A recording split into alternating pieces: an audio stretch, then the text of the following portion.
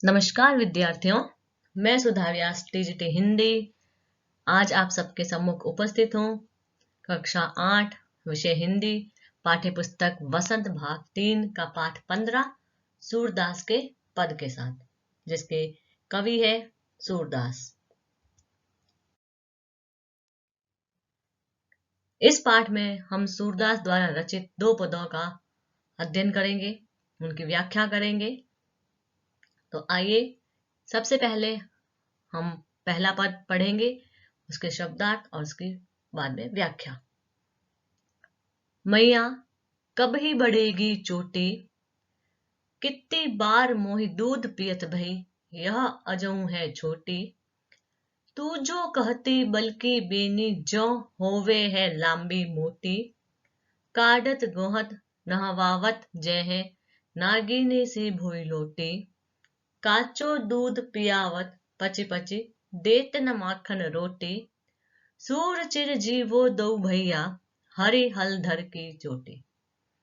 इसके शब्दार्थ। अजहू जिसका अर्थ है आज भी, बेनी चोटी, भूई इसका अर्थ है धरती भूमि, काचो इसका अर्थ है कच्चा, बल और हलधर ये दोनों शब्द तू जो कहती बल्कि बेनी, यहाँ पर बल और हरि हलधर वाला हलधर, तो ये दोनों बलराम के लिए प्रयुक्त हुए हैं जो श्री कृष्ण के बड़े भाई थे। चिर जीवो लंबे समय तक जीना, चिर का अर्थ होता है लंबे समय तक, जीवो मतलब जीना।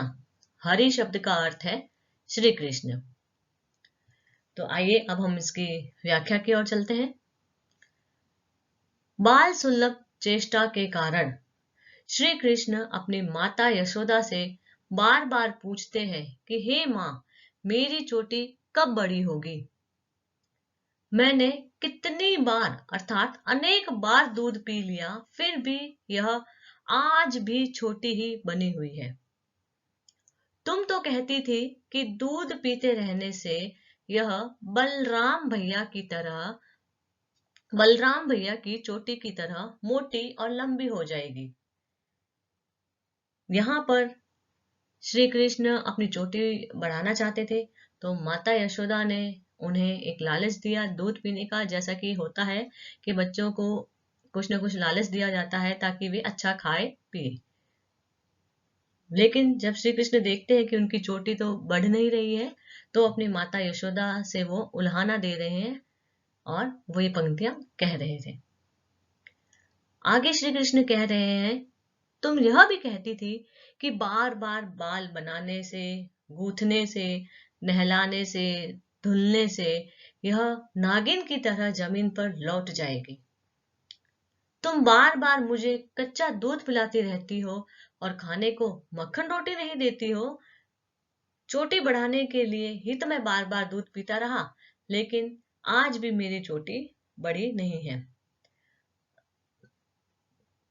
सूरदास कहते हैं, कृष्ण की ऐसी बातें सुनकर यशोदा कृष्ण को आशीर्वाद देते हुए कहती है कि भगवान करे तुम दोनों भाई, दो भैया यानी कि दोनों भाई, कौन है दोनों भाई? श्री कृष्ण और बलराम। तुम दोनों भाई लंबे समय तक जियो तथा श्री कृष्ण और बलराम की ये जो जोड़ी है, जोटी का अर्थ होता है जोड़ी, ये जोड़ी है वह लंबे समय तक बनी रहे।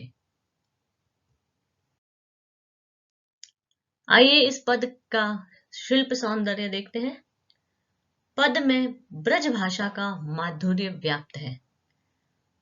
इस पद में कुछ अलंकार भी है, जैसे अनुप्रास अलंकार, हरि हलधर, इसमें अनुप्रास अलंकार का प्रयोग हुआ है। पुनरुक्ति प्रकाश अलंकार पची पची में प्रयुक्त हुआ है। नागिन सी भोई लोटी, इस पंक्ति में उपमा अलंकार का प्रयोग किया है कवि सूरदास ने। इस पद से संबंधित कुछ व्याकरणिक बिंदु है, आइए उन पर भी हम चर्चा करते हैं। कुछ शब्द हैं जिनके हम पर्यायवाची देखते हैं।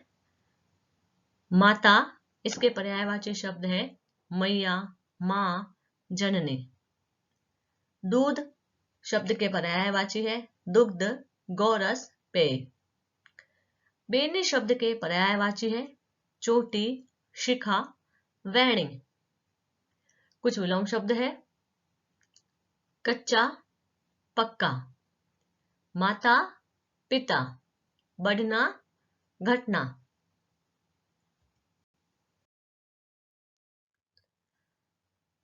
आइए अब हम सूरदास जी द्वारा रचित दूसरे पद के बारे में चर्चा करते हैं। उसके शब्दार्थ, उसकी व्याख्या के बारे में अध्ययन करेंगे। पद 2।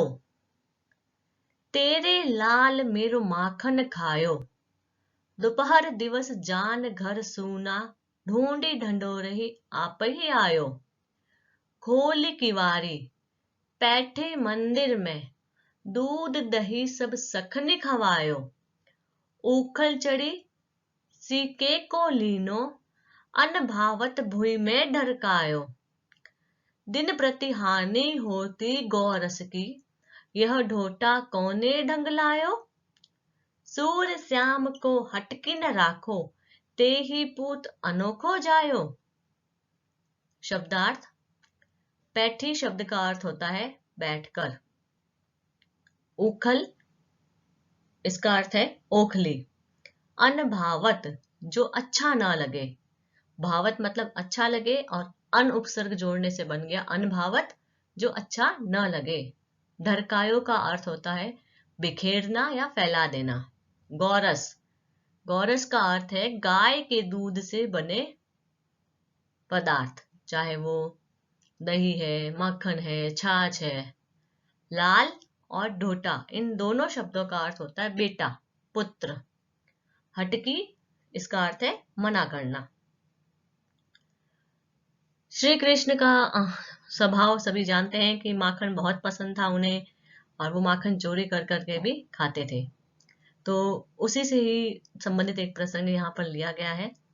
श्री कृष्ण के बार बार चोरी करके मक्खन खाने की शिकायत करने आई गोपी माँ यशोदा से कहती है, अर्थात ये जो पंक्तियां हैं एक गोपी माँ यशोदा से कह रही है, उस गोपी के यहाँ श्री कृष्ण माखन चुराकर खा गए हैं। वो गोपी माँ यशोदा से कहती है कि तुम्हारे लाल कृष्ण ने मेरा माखन खा लिया है। दोपहर के समय घर को सूना समझकर आने का रास्ता खोज खाज कर अपने आप ही घर में आ गया। अर्थात उसको किसी ने रास्ता बताया नहीं, उसने दोपहर के समय जान लिया कि घर में कोई नहीं है, घर सुनसान है, और खुद ही वो रास्ता ढूंढते ढूंढते पहुंच गया है।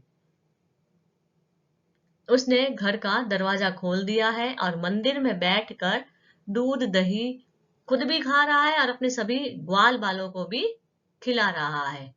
दूध दही सब सखनी खवायो, कि दूध दही अपने सभी ग्वाल बाल सखाओं को भी खिला रहा है।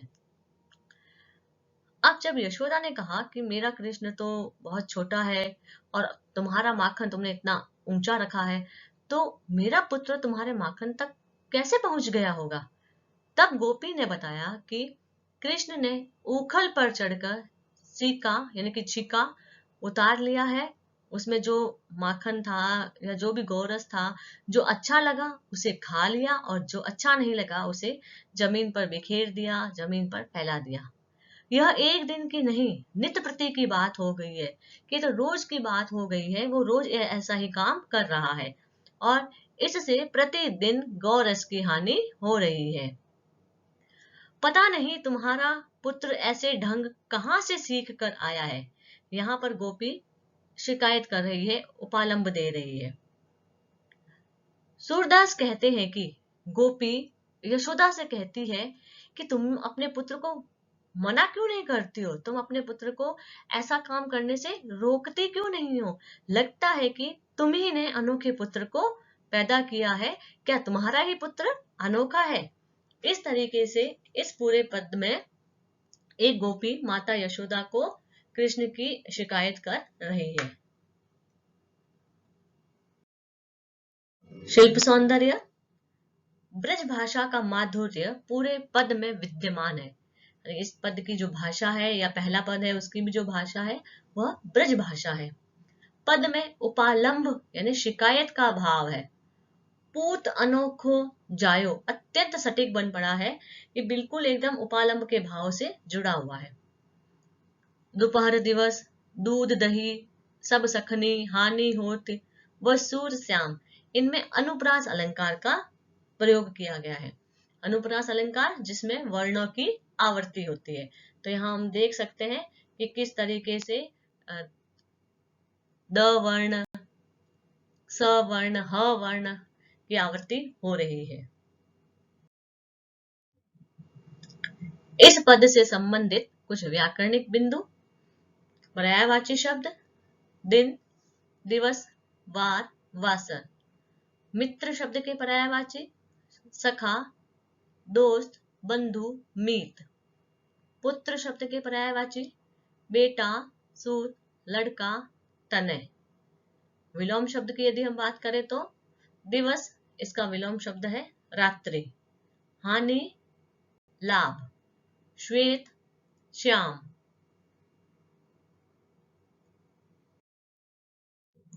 आइए अब हम अवधारणा मानचित्र के द्वारा इस पाठ को समझने की प्रयास करते हैं।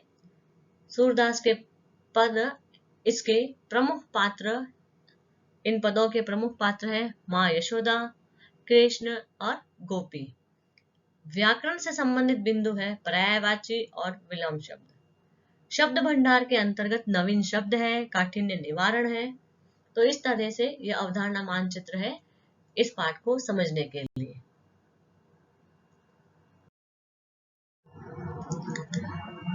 मुझे आशा है कि आपको सूरदास द्वारा रचित दोनों पद भली भांति समझ में आए होंगे। और देखिए किस तरीके से सूरदास ने नेत्रहीन होते हुए भी श्री कृष्ण के बाल रूप का इतना मनमोहक वर्णन किया है कि यह कोई विश्वास ही नहीं कर सकता है।